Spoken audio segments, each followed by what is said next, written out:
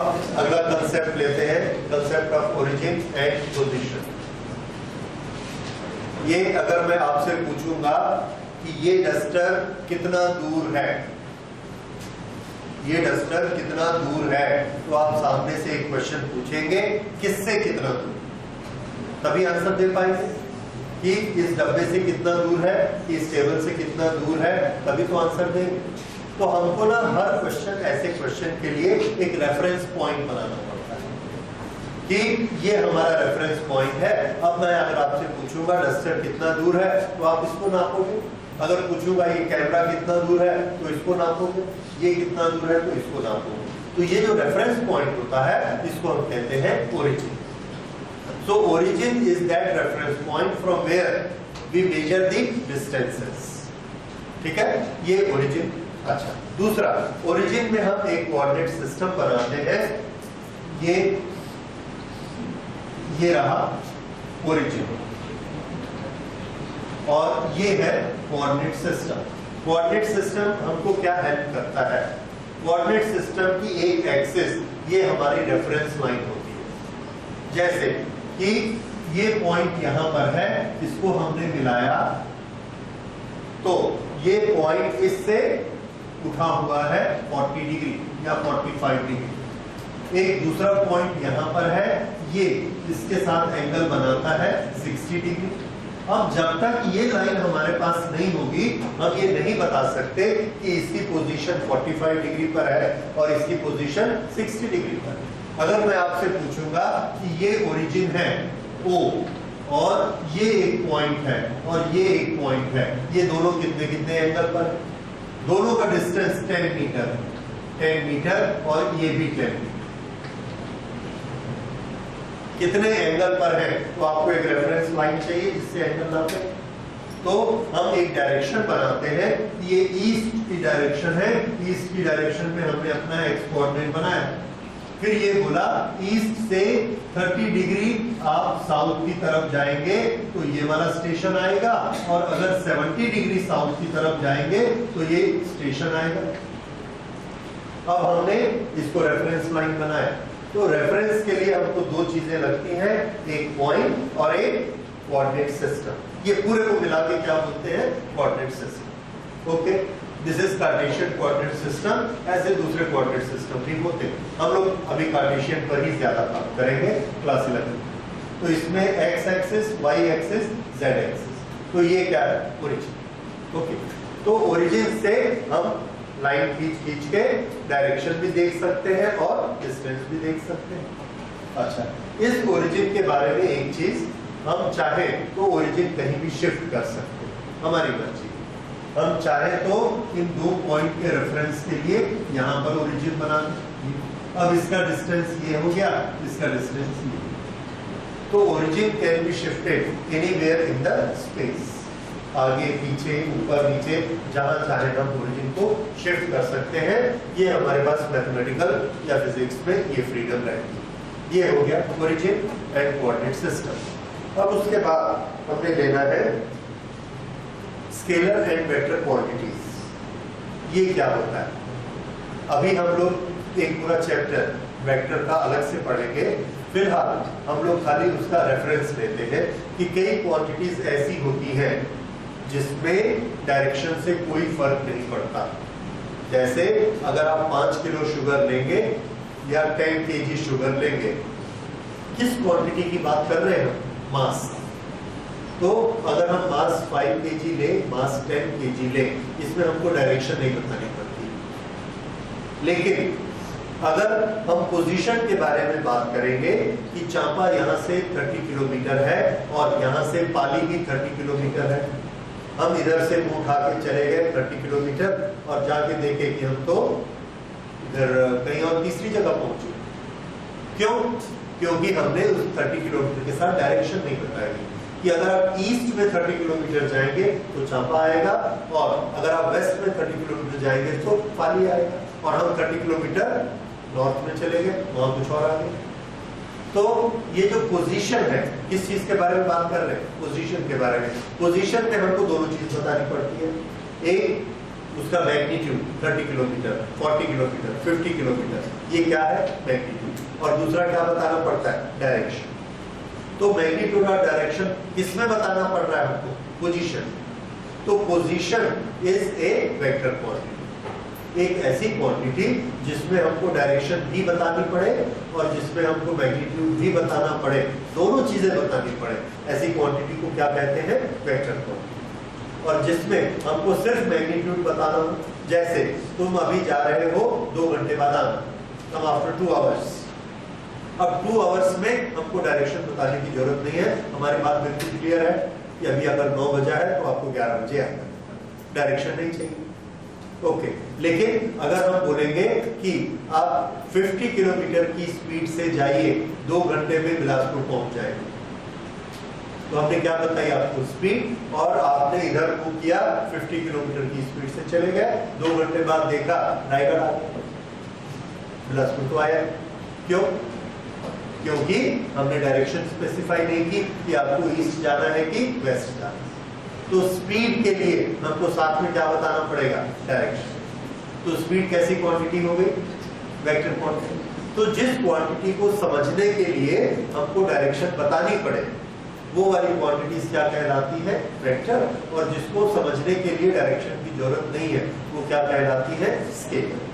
तो scalar quantity के example क्या हुए, मास, टाइम, टेम्परेचर, ये सब स्केलर के हैं, और मैकेनिक्स में भी स्केलर क्वांटिटीज आएंगी। इसी तरह से vector, velocity, position, acceleration, force इधर लगाया या फोर्स इधर लगाया, इससे किसी भी चीज पे फर्क पड़ेगा कि उसने इधर जाना है इधर जाना है। तो फोर्स के साथ हमको डायरेक्शन भी बतानी पड़ती है, इसलिए फोर्स भी क्या हो गया वेक्टर क्वांटिटी। इस तरह से स्केलर और वेक्टर ये 2 तरह की क्वांटिटीज होती हैं, तो इसको नोट करिए। ओके, तो एक आपने देखा वेक्टर को हमने क्या करना है सिंबल, उसके ऊपर arrow. Velocity 20 kilometre towards east, इसमें 20 किलोमीटर क्या चीज है मैग्नीट्यूड, कितना छोटा कितना बड़ा, ईस्ट क्या दिखाता है डायरेक्शन। अब अगर हम बोलेंगे सिर्फ इसका मैग्नीट्यूड लिखो तो हमारा लिखने का तरीका क्या होगा, हम इसको इस तरह से लिखेंगे velocity of the car only magnitude is equal to 20 kilometre per hour, 20 kilometre per hour. अब हम इसमें ईस्ट मेंशन नहीं कर रहे हैं, तो हम सिर्फ क्या दे रहे हैं मैग्नीट्यूड, नो डायरेक्शन। तो जब हम ऐसा लिख रहे हैं तो इसके सामने हम वेक्टर भी नहीं लिखेंगे, ये 2 लाइन लगाने से क्या हो गया modulus of vector b, that is magnitude of that vector. तो ये magnitude of vector 20 kilometre per hour. अंतर समझ में आया दोनों में? जब हम वेक्टर लिखते हैं तो साथ में क्या देना है डायरेक्शन, और जब हम मॉडुलस कर देते हैं मैग्नीट्यूड तो वो कितना होता है 20 किलोमीटर। तो कई बार हमको सिर्फ वेलोसिटी के बारे में हम पूछते हैं कि उसका मैग्नीट्यूड 1 बताओ, डायरेक्शन हमको मालूम है, तो इसका मतलब हम सिर्फ मैग्नीट्यूड पूछ रहे हैं और उसको इस तरह से लिखा जाए। और नॉर्मली हम लोग बातचीत की भाषा में या दूसरे शब्द में इसको ऐसे लिखते हैं v is equal to 20 kilometre per hour. तो ये जो 20 किलोमीटर पर आवर है ये वेलोसिटी का क्या है, तो आंसर है ये वेलोसिटी का मैग्नीट्यूड की वेलोसिटी कितनी ज्यादा है कितनी कम है, ये डायरेक्शन नहीं बताता। जब डायरेक्शन का शब्द साथ में लगाएंगे तो ये क्या हो जाएगा ऐसे वेक्टर बन जाएगा। अब थोड़ा सा अंतर समझ में आया कि ये सिर्फ हमको मैग्नीट्यूड देता है और ये हमको साथ में डायरेक्शन देता है।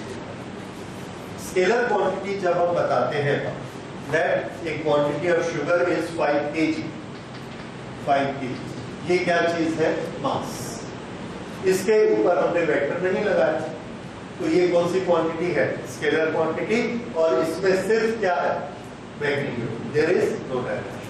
तो स्केलर क्वांटिटी को ऐसे ही लिखते हैं, उसमें एरो नहीं लगाएंगे क्योंकि वो सिर्फ हमको magnitude they. So this is scalar quantities and vector quantities and the difference between them. अब अगली चीज हम लोगों ने इसमें पढ़नी है, what is mean by distance and another quantity displacement. Okay, So distance and displacement.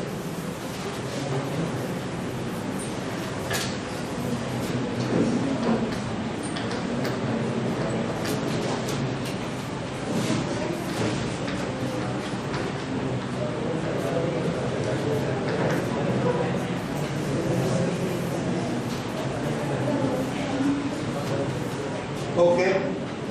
At any given time, one person is at a point A. थोड़ा सा टाइम बीता, टाइम टी बीतने के बाद में ये पर्सन हमको दिखता है पॉइंट बी पे। ये पहले ए पे था और फिर बी पे। ये दो पोजीशन है। ए से बी तक दो क्वांटिटीज हमको मालूम होनी चाहिए। ये दोनों क्वांटिटी क्या है? पहली क्वांटिटी सुनिए, He has gone from A to B. जिस रास्ते पर वो गया, जिस पाथ पर वो गया, उसकी लंबाई बताइए। तो हम उसके साथ उसके पाथ पर चलते हैं।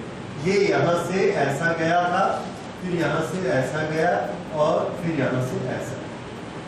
तो this is 5, this is 6, this is 4। कितनी पाथ लेंथ है उसकी? 15। 6 and 4 10 5 15। तो ये पाथ लेंथ है 15। ओके। अगर हम आपसे ये पूछेंगे कि अपनी पुरानी पोजीशन से नई पोजीशन के बीच में डिफरेंस कितना है, अपनी पुरानी पोजीशन से नई पोजीशन का डिफरेंस बताइए, तो हम क्या पूछ रहे हैं? हम पूछ रहे हैं displacement, that is change in the position. और उसको निकालने के लिए हमने क्या किया? एक स्केल रखी, मीटर स्केल को यहाँ रखिए, यहाँ रख के सीधी ऐसे लाइन की और उस स्केल पे देखा, यहाँ लिखा हुआ है, मान लो यहाँ लिखा है 5 और यहाँ पर लिखा है 15। तो ये वाला कितना हो गया? 5 to 15 10। तो पोजीशन में चेंज कितना हुआ? 10 मीटर। क्या वो आदमी इस रास्ते से गया था? नहीं गया था, इसलिए हम इसको उसके पाथ की लेंथ नहीं बोल सकते। इसको हम क्या बोलते हैं? डिस्प्लेसमेंट। तो डिस्प्लेसमेंट क्या होता है? Difference in positions. Difference in two position. और इस डिफरेंस को हम कैसे नापते हैं? Length of the straight line drawn between two position, length of the straight line drawn between two position. तो देखिए लेंथ शब्द इसमें भी आता है। तो length of straight line between two positions. और ये क्या है? Path length. This is length of path actually travelled.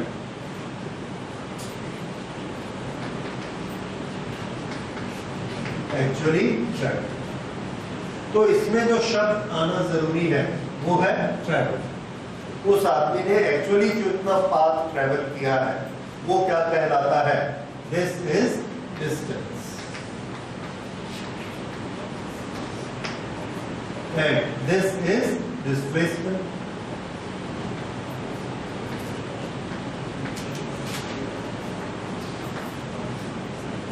तो ये डिस्टेंस और ये displacement. Actually path travelled is the distance, the difference is the displacement. तो इसमें जो की वर्ड है वो आपको याद रखना है।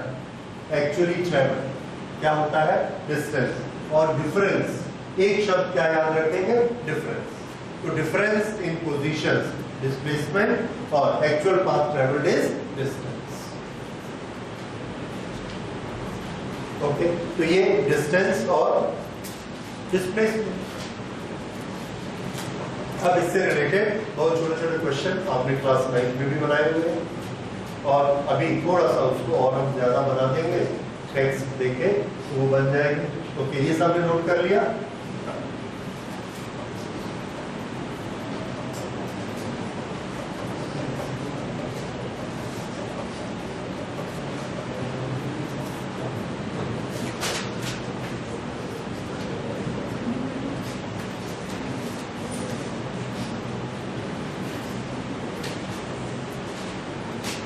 डिस्टेंस निकालना।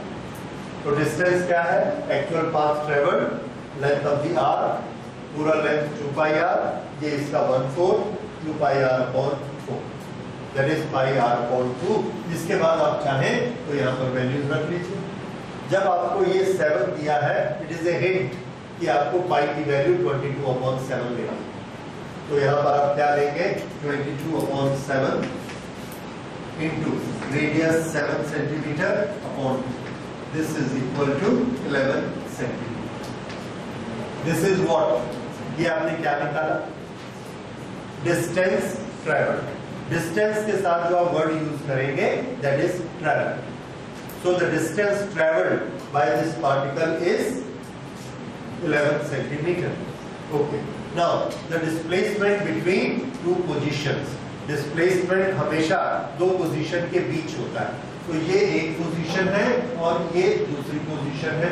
ये इनके बीच में जो स्ट्रेट लाइन हम खींचेंगे, ये हमने लिखा है difference in positions, length of the straight line between two position.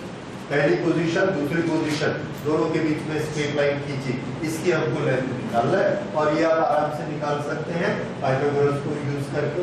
अगर ये 7 है, ये 7 है, तो ये कितना होगा? √2 into 7। ये सब ने मैथमेटिक्स में किया हुआ है। तो ये क्या आ गया? इसका डिस्टेंस। तो डिस्टेंस के लिए याद रखिए वर्ड आप यूज करेंगे डिस्टेंस ट्रैवल्ड, क्योंकि ए से बी के बीच कोई चीज अगर ऐसे चल के आएगी तो डिस्टेंस अलग हो जाएगा, ऐसे चल के आएगी तो डिस्टेंस अलग हो जाएगा। तो distance depends upon the path travelled. किस तरह का रास्ता कोई लेता है उस पर उसका डिस्टेंस डिपेंड करता है। तो ये डिस्टेंस और डिस्प्लेसमेंट, ये इसका एग्जांपल हो गया। ये बड़ा फेमस एग्जांपल है। और normally this is sector. What is the ratio between distance and displacement from A to B? Distance divided by displacement का मैग्नीट्यूड, इनका रेशियो कितना होगा? तो यहां से यहां तक डिस्टेंस कितना होता है? पाई r, और यहां से यहां तक डिस्प्लेसमेंट कितना होता है? 2r। डिस्प्लेसमेंट का magnitude 2r। So what is our answer? π/2। ये हमने क्या निकाला? Ratio of distance and displacement.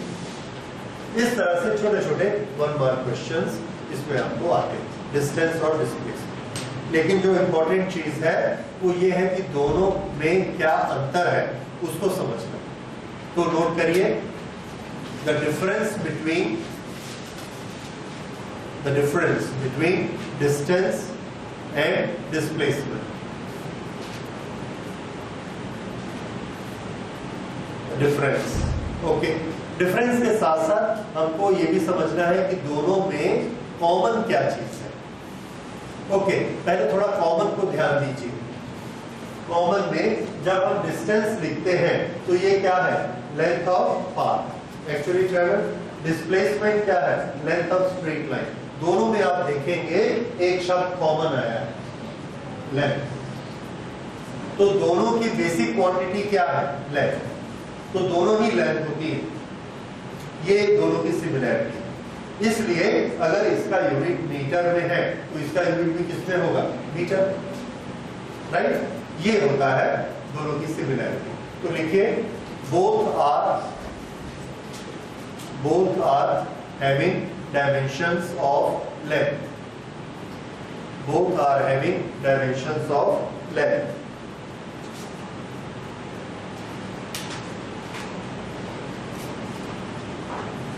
Okay, अब हमको इसके डिफरेंसेस लिखने हैं। डिफरेंसेस अगर आप टैबुलेट करेंगे तो आपको याद करने में ज्यादा आसानी होगी। उसका एक छोटा सा टेबल बना देते हैं, एक तरफ डिस्टेंस और एक तरफ डिस्प्लेसमेंट। और ये काफी कॉमन क्वेश्चन है एग्जामिनेशन में।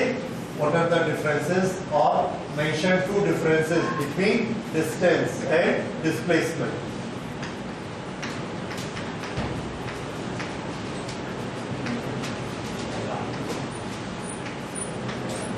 ओके, तो नोट करिए डिस्टेंस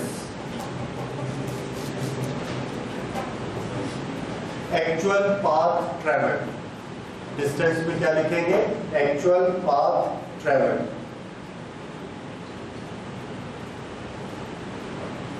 उसके सामने डिस्प्लेसमेंट में लिखिए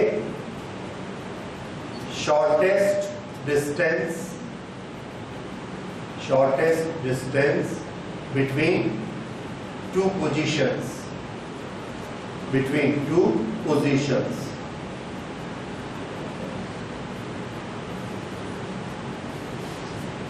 नंबर 2, डिस्टेंस में लिखिए it is a scalar quantity, displacement it is a vector quantity. Distance scalar और displacement vector quantity. Number 3, distance is never negative or 0. Distance is never negative or 0. It is always positive.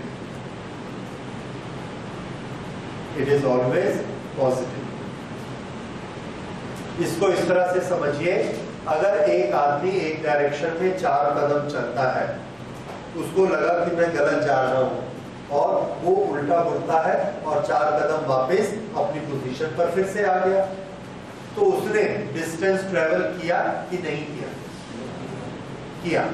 अपनी नाक की सीध में वो कितना चला? 4 कदम। फिर उल्टा घूमा तो उसका मुंह भी घूम गया, फिर वो अपने सामने कितना चला? 4 कदम। तो वो हमेशा अपने सामने चलता है, दैट इज पॉजिटिव। तो डिस्टेंस हमेशा कैसा होता है? पॉजिटिव, क्योंकि अगर वो मुड़ेगा तो उसका सामने इधर हो जाएगा, फिर वो पॉजिटिव चलेगा, फिर ऐसा मुड़ेगा, फिर उसका सामने ये डायरेक्शन हो जाएगी, फिर इधर चलेगा। तो हमेशा डिस्टेंस कैसा लेना? पॉजिटिव, क्योंकि आदमी के रेफरेंस में वो कैसा जाता है? पॉजिटिव। ठीक है, तो distance is always positive, it is never negative. और डिस्टेंस कभी भी कैंसिल नहीं होता, क्योंकि अगर आप जाके कहीं वापस आएंगे तो चलना तो पड़ेगा। 4 कदम इधर गए, पता लगे गलत हो गया, वापस मुड़े, फिर 4 कदम वापस आ गए, अपनी जगह पर आप खड़े हैं, तो आप ये नहीं कह सकते कि मैं नहीं चला, चले तो 8 कदम चले। तो इसीलिए डिस्टेंस हमेशा पॉजिटिव होता है और आपस में ऐड होते चला जाता है, कभी भी माइनस नहीं हो सकता। और डिस्टेंस आपने 1 कदम बढ़ाया तो आपने डिस्टेंस ट्रेवल कर लिया, वो कभी 0 नहीं हो सकता। So distance is never 0 nor it is negative, it is always positive. Okay, displacement के लिए लिखिए डिस्प्लेसमेंट कैन बी पॉजिटिव, 0 और नेगेटिव। पॉजिटिव, 0 और नेगेटिव। तो डिस्प्लेसमेंट में ये एक ओरिजिन है, यहां से आदमी ने चलना शुरू किया, अगर थोड़ी देर बाद हमने देखा आदमी यहां पर है, वी से द डिस्प्लेसमेंट इज पॉजिटिव। अगर हमने देखा ये चला फिर यहाँ वापस आ गया, now the net displacement is 0, पहले भी यही था, अभी भी यही था। और अगर हमको इधर मिला तो डिस्प्लेसमेंट इज नेगेटिव। इस तरह से डिस्प्लेसमेंट पॉजिटिव, 0, नेगेटिव ऐसा हो सकता है, क्योंकि इसमें डायरेक्शन होती है, लेकिन डिस्टेंस तो चलना है और वो स्केलर क्वांटिटी है, वो हमेशा आपस में जुड़ते जाएगा। नेक्स्ट लिखिए the distance traveled in a given time, the distance traveled in a given time is either equal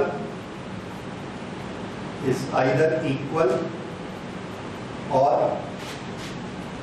greater than displacement, either equal or greater than displacement, but never less than displacement,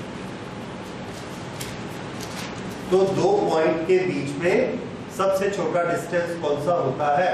जब हम straight line से जाते हैं, और जब हम straight line से जाएंगे तो उसी को क्या बोलेंगे? डिस्प्लेसमेंट। तो सबसे छोटा डिस्टेंस क्या होता है? डिस्प्लेसमेंट। तो इसके सामने लिखिए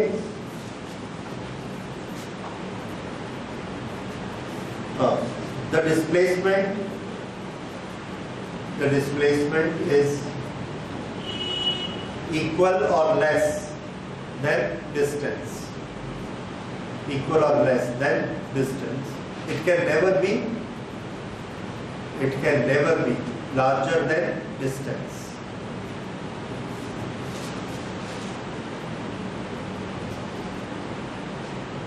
Number 5. Next, number 5. Distance covered by an object. Distance covered by an object can have many values. Can have many values depending on the path followed. Depending on the path followed. Okay, ये दो point है ए और B. एक आदमी इस रास्ते से जाता है, दूसरी बार इस रास्ते से जाता है, तो दोनों बार उसका डिस्टेंस ट्रेवल्ड अलग अलग होगा, डिपेंड्स कि वो किस रास्ते से गया. यहाँ से हम बिलासपुर जाते हैं, वाया कटघोरा जाते हैं तो 100 किलोमीटर डिस्टेंस ट्रेवल करते हैं, वाया चांबा जाते हैं तो 130 किलोमीटर डिस्टेंस ट्रेवल करते हैं, और अगर वाया हार्दी बाजार जाते हैं 80 किलोमीटर डिस्टेंस ट्रेवल करते हैं. तो distance depends upon the path, which path is taken up. But what about the displacement? यहाँ पर कोरबा है, यहाँ बिलासपुर है, ये हमने एक स्ट्रेट लाइन नक्शे पे खींच दी और इसको नाप लिया. ये इसको हमने नापा, ये आता है 70 किलोमीटर. तो जब हम कोरबा में थे और जब हम बिलासपुर पहुंचे तो कितना डिस्प्लेसमेंट हो गया हमारी पोजीशन में? 70 किलोमीटर, हम जिस रास्ते से भी आए. So that is displacement. Okay, तो इसके सामने डिस्प्लेसमेंट में लिखिए, the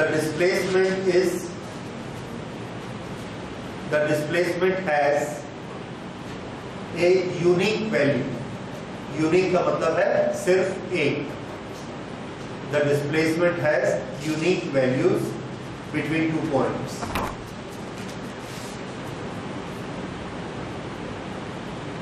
The displacement has unique value between 2 points. Okay, number 6.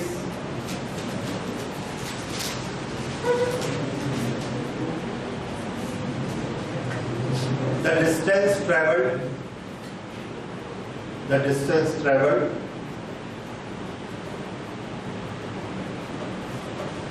tells about the type of path traveled.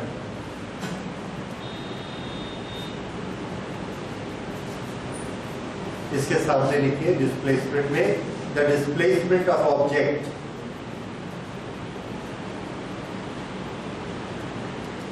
does not tell the type of path.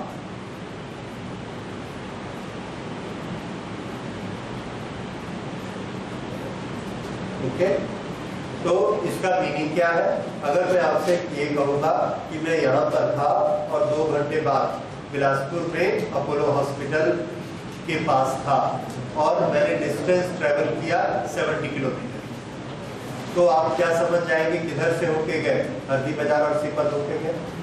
अगर मैं बोलूँगा मैंने डिस्टेंस ट्रेवल किया 100 किलोमीटर, कटघोरा होके गए, और 140 किलोमीटर तो चंपा होके गए. लेकिन अगर मैं ये कहूँगा कि मेरा डिस्प्लेसमेंट 70 किलोमीटर हुआ, तो आपको नहीं पता चलेगा कि मैं किस रास्ते से गए. ये the distance tells us about the path which we have taken. The displacement does not tell us the path which we have taken. वो सिर्फ हमको स्ट्रेट लाइन दोनों के बीच का डिफरेंस बताएगा. Okay, so this we close today.